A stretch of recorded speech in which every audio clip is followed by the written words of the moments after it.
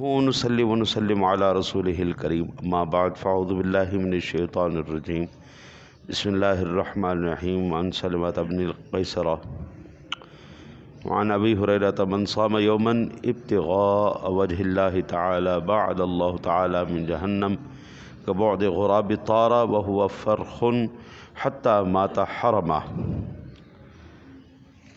حضرت سلمہ بن قیصر اور حضرت ابو ہریرہ رضی اللہ تعالی عنہما سے روایت ہے کہ رسول اللہ صلی اللہ علیہ وسلم نے ارشاد فرمایا، جس نے اللہ تعالیٰ کی رضا کے لیے ایک دن کا روزہ رکھا، اللہ تعالیٰ اس کو جہنم سے اتنا دور کر دے گا جیسے کوا کا بچہ تھا، اس وقت سے اڑتا رہا یہاں تک کہ بوڑھا ہو کر مرا۔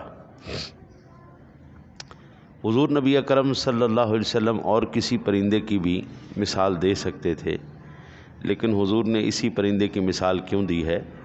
اس کی وجہ یہ ہے، کوے کی خاصیت ہے کہ اس کی کم از کم عمر 500 سال ہوتی ہے، کم از کم عمر، اور زیادہ سے زیادہ یہ 1000 سال تک زندگی اس کوے کی ہے۔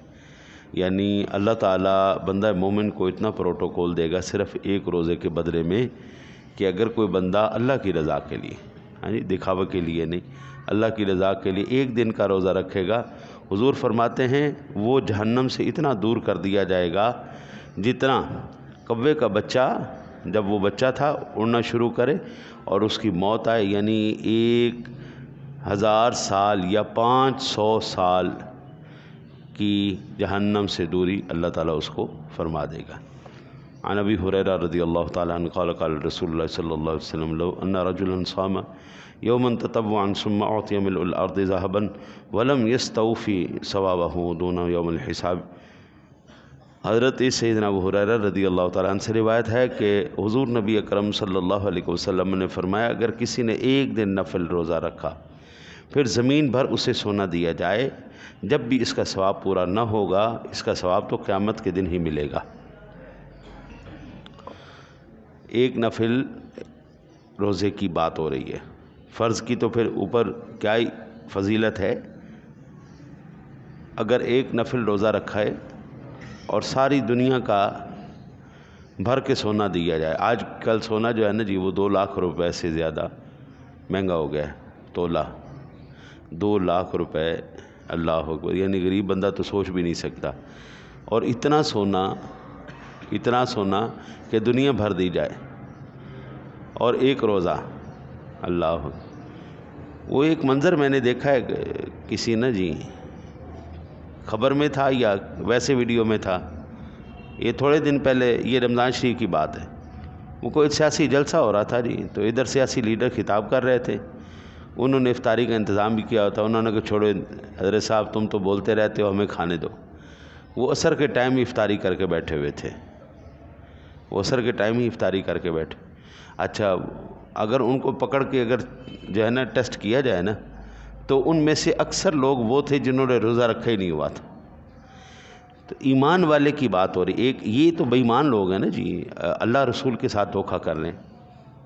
ابھی آپ دیکھیں نا جی، میں نے حدیث پاک ابتداء رمضان میں عرض کی تھی، حضور فرماتے ہیں کہ جیسے ہی رمضان شروع ہوتا ہے نا جی، اللہ شیطانوں کو زنجیریں ڈال کے قید کر دیتا ہے، شیطان قید کر دیے جاتے ہیں۔ حضور نے فرمایا شیطان قید کر دیے جاتے ہیں اس لیے مسجدیں بھر جاتی ہیں۔ فجر میں کتنی نمازی ہوتے ہیں؟ مغرب میں اور فجر میں یہ 2 زیادہ نمازی ہوتے ہیں، باقی ہوتے ہیں لیکن باوجود، اور پھر جمعہ والے دن تو میں کہتا ہوں کیا ہی بات ہے، سبحان اللہ، اخیر ہوتی ہے جی، یہاں تک کہ یہ جوتوں والی جگہ پہ بھی لوگ اپنے مصلے لا کے شروع ہوئے ہوتے ہیں۔ لیکن اس اتنی رحمت بھرے دن والے لوگ جو نماز نہیں پڑھتے، اب بتائیں ان کو کیا کہیں گے ہم؟ شیطان تو قید ہو چکا ہے، اور حضور کہہ رہے ہیں زنجیریں ڈال کے قید کر دیا گیا، دوڑ بھی نہیں سکتا۔ اذان میں تو عام روٹین میں کیا ہوتا ہے، شیطان جہاں تک اذان آتی ہے وہاں تک بھاگ جاتا ہے، جب اذان ختم ہو جاتی ہے پھر آ جاتا ہے، آنا جانا اس کا لگا رہتا ہے۔ لیکن رمضان کا پورا مہینہ حضور فرماتے ہیں اس کو قید کر دیا جاتا ہے۔ پھر اب بھی یہ لوگ، ابھی آپ باہر نکلیں گے نا تو نماز نہیں لوگوں نے پڑھی، دکانوں پہ بیٹھے ہوئے، یہ کون لوگ ہیں؟ شیطان تو بند ہے، یہ کون ہے؟ پھر ہم یہ کہہ سکتے ہیں نا جی کہ انسانی شکل میں شیطان اب بھی موجود ہے، وہ صرف اب جو ہے نا شیطان بدنام کر دیا، ورنہ کردار ہمارے 2 نمبری کون کر رہے؟ شیطان کر رہے ہیں۔ یہ جو ہم چیزیں مہنگی بیچ رہے ہیں یہ کوئی شیطان بیچ رہا ہے؟ حضور ہر بات میں ہم کہتے ہیں جی امریکہ نے کیتا، امریکہ نے کیتا ہے، جھوٹ امریکہ بول رہا ہے، کم امریکہ تول رہا ہے، 2 نمبری امریکہ کر رہا ہے، یہ مسلمان کو دھوکہ امریکہ دے رہا ہے، نماز امریکہ چھوڑ رہا ہے، قرآن امریکہ چھوڑ رہا ہے، تراویح امریکہ چھوڑ رہا ہے۔ ہر بات میں امریکہ تو قصوروار نہیں ہوتا نا۔ ہم لوگ صرف مادیت پرست ہو گئے۔ اب تو مولوی صاحب جو تھوڑے ٹک ٹاک میں معروف ہو چکے ہیں نا جی، یوٹیوب پہ ٹک ٹاک پہ، آپ ان سے کہیں حضرت صاحب ہم نے 27ویں کا ختم دلوانا ہے، تو آپ مہربانی کر کے اللہ کی رضا کے لیے آئیے اور ختم کر کے جائیے، تھوڑا بیان دے کے جائیے۔ لو میرا منہ پہ ہاتھ ہے، کوئی بھی مولوی آ جائے، وہ آپ کے سب سے پہلے تو جناب وہ آپ سے طے کریں گے، ان کے سیکٹری صاحب، کیا نوٹ کیا دو گے؟ کیا دو گے؟ حضرت صاحب آئیں گے تو 50,000 روپے لیں گے، 30,000 ابھی رکھو، 20,000 موقع پہ دینا، یہ ٹوٹل ایڈوانس تو اس کے بعد آئیں گے۔ کدھر گئے؟ اول ٹائم ہی نہیں ملنا، جو ٹائم بھی ملے گا تو نخروں کے بعد ملے گا، وہ بھی نوٹ طے کرنے کے بعد۔ مجھے اس بات کی سمجھ نہیں آئی، جناب رسالت مآب صلی اللہ علیہ وسلم کی ذاتی گرامی مکہ، مدینہ، طائف، کہاں کہاں تک آپ جناب گئے تبلیغ کے لیے، حضور نے تو کبھی 1 روپیہ نہیں لیا۔ میں اپنی ذات کی بات کرتا ہوں، میں نے 10 سال ریڈیو پاکستان میں ریکارڈنگ کروائی، 10 سال میں نے۔ وہ یہ ریڈیو پاکستان ہے، دور بھی نہیں ہے، سارے لوگ ابھی تک آدھا عملہ وہی ہے۔ میں نے قرآن پاک کی تفسیر بھی ریکارڈ کروائی، میں نے بیانات بھی ریکارڈ کروائے، میں نے آن لائن جو ہے نا جی وہ آن ایئر جو ہے پروگرام بھی کیے۔ وہ بیٹھا ہے، وہ ہر ایک بندے کو پے کرتے ہیں، ہر ایک کو پیسہ دیتے ہیں۔ اگر میرے نام کے ساتھ کہیں پر کوئی پیمنٹ لکھی ہو تو مجھے جتنے انہوں نے دیے میں نے ان کے فنکار فنڈ میں جمع کروا دیے۔ میں کہا لو بھائی رکھو، تم اپنا پیسہ اپنے پاس رکھو، ہمیں ضرورت نہیں ہے۔ شعر ہم بھی پڑھ سکتے ہیں، مکاری ہم بھی کر سکتے ہیں، ڈرامے بازی ہم بھی کر سکتے ہیں، لیکن میرے بابو اس کے بعد اللہ کو منہ کیا دکھانا ہے؟ مرنا نہیں ہے، مر تو جانا ہے نا سونے۔ اس لیے وہ یہ نفل کا ثواب ہے، جو بندہ فرض روزہ رکھے گا، فرض نماز پڑھے گا اور فرض احکام کو پورا کرے گا، اللہ اس کو کتنا ثواب عطا فرمائے گا۔ ایمان والا ہو، وہ چاہے حضرت بلال حبشی رضی اللہ تعالیٰ عنہ کی ذات گرامی کو مار مار مار مار کے نا، امیہ کہتا تھا کہ اتنا کہہ دے کہ معاذ اللہ حضور جھوٹے، اللہ کا انکار کر دے، توحید کا انکار کر دے۔ وہ کہتا تھا نہیں، اللہ احد، اللہ ایک ہے۔ البتہ آخری حدیث سماعت فرمایا، حضور فرماتے ہیں ابی ہریرہ قال قال رسول اللہ صلی اللہ علیہ وسلم لکل شیء زکاۃ وزکاۃ الجسد الصوم وزادہ محرز ذن فی حدیثی وقال رسول اللہ صلی اللہ علیہ وسلم الصیام نصف الصبر۔ حضرت ابو ہریرہ رضی اللہ تعالیٰ عنہ نے فرمایا کہ ہر شے کی زکوٰۃ ہے، اور بدن کی زکوٰۃ روزہ ہے، اور روزہ نصف صبر ہے۔ میں نے ابھی آپ اندازہ کریں تھوڑے دن میں 1 کلو وزن میرا کم ہو گیا روزے رکھ کے 1 کلو وزن میرا، جی جسم کی زکوٰۃ ہوئی کہ نہیں ہوئی؟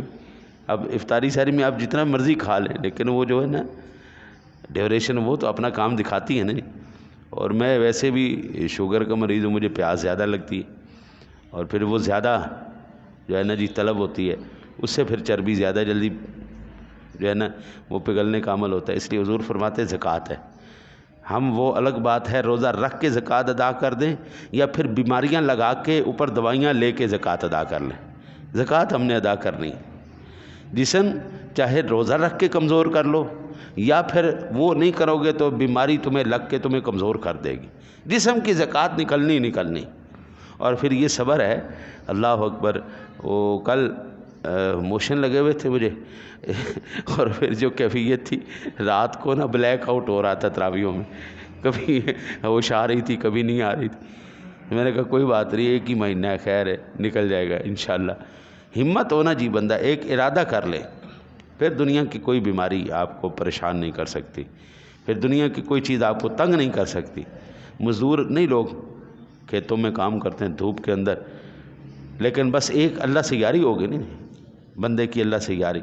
ٹھیک ہے گناہ گار ہیں ہم، یہ نہیں میں کہتا کہ میں 100% بڑا ہی حاجی پرہیزگار آدمی ہوں کہ بھائی میری تو کردار میں کوئی نقطہ ہے ہی نہیں، کالا داغ ہے، لیکن نہیں، جب اللہ کی بات آ جائے پھر بھائی ختم سب کچھ، پھر نہیں. اللہ رسول کے ساتھ یاری سچی یاری. صبر کرنا پڑتا ہے، پھر اس کا بدلہ اللہ کہتا ہے یا میں خود دوں گا یا پھر میں خود ہی اس کا بدلہ ہوں. اللہ سے دعا ہے اللہ آپ کو مجھے عمل کی توفیق عطا فرمائے.